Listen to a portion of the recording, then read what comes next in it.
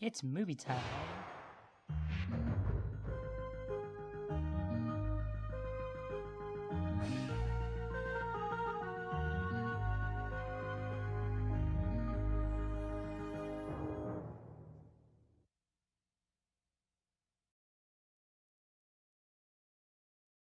It may seem odd that a 20-year-old saw this movie, but as the message goes, never be ashamed of who you are.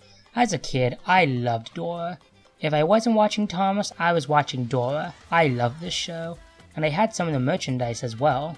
I kid you not, I loved the show so much my mom bought me a backpack of, well, backpack. Oh yeah, and my first CD as well. Yeah, I was a pretty big fan. As I grew older, I hated the show. But curiosity killed the cat, and I watched the show again for nostalgia's sake, and it brought me back right to my childhood.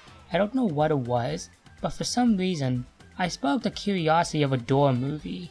I always wanted to see a Dora movie as a kid, but not that direct-to-DVD one, like an actual theatrical film in theaters.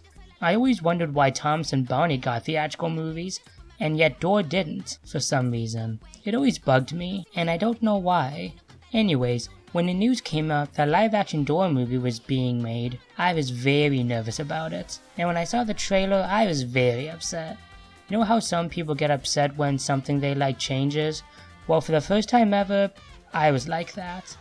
Dora didn't need to be a teenager, we didn't need movie references, and, well, you get the idea.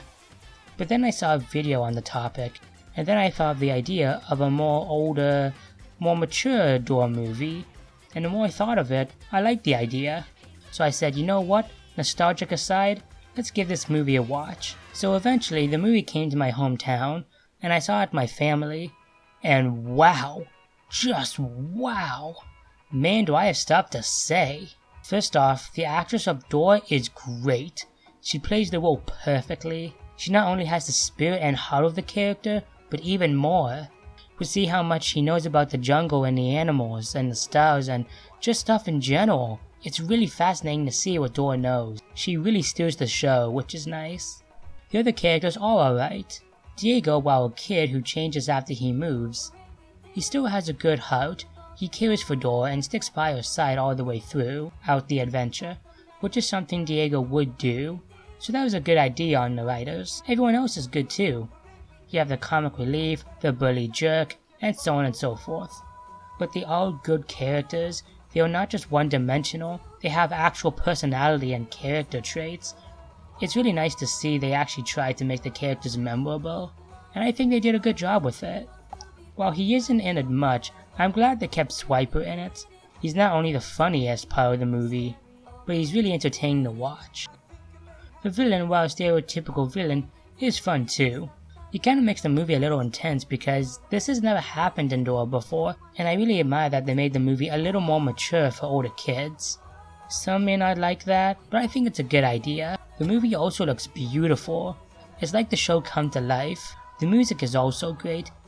They did a more updated version of the theme song, and the second I heard it, I couldn't help but smile. They also did a more updated version of the We Did It song, and my god, it is catchy as heck. Normally I don't dance while watching something, but it was so catchy I couldn't help but dance in my chair a little bit. Also the message. Wow, the message is good. It's not only one you don't see nowadays, but it's a perfect message for Dora and the other characters in this movie. Dora goes through so much in this movie, and we see so many emotions from her. Like, have you ever seen Dora cry? Well, I haven't, but she does in this movie. In the show, she is all happy all the time. You don't see many emotions that she has, but in this movie it shows more than that. And it is great what Dora goes through in this movie. It's just great, and I love it. It's also not only relatable, but very emotional as well. They took a lovable character and made her even more human, and I just love that. But they're all flaws, but not many. First off, Dora doesn't know Swiper, but then she does, and that was a little confusing. Also, the fart jokes weren't needed. I mean, the poop song was kinda funny, but the other one was kind of cringy. But besides one or two more things, it is a really good movie. Well, for a Dora movie anyways. It's fun, it's funny, the characters are good, the music is great, the adventure itself is a fun one. The message is good, the emotion is good. It's just a good movie based on a classic childhood character. If you're a fan of Dora, even if you were back in the day, go watch this movie. A lot of love was put into this movie and you can clearly tell.